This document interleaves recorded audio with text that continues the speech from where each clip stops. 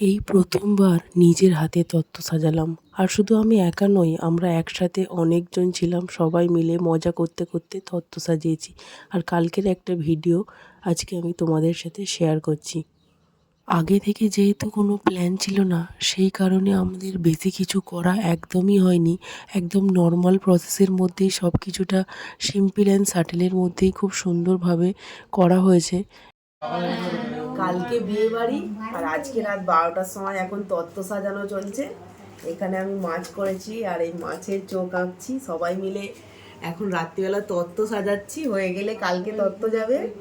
আর এই মাছটা কেমন হয়েছে তোমরা কিন্তু অবশ্যই বলবে এই মাছটা কেমন হয়েছে। আরও অনেক কিছু সাজানো হয়েছে, পুরো ডিটেলসে সব কিছু হয়ে গেলে তারপরেই দেখাবো।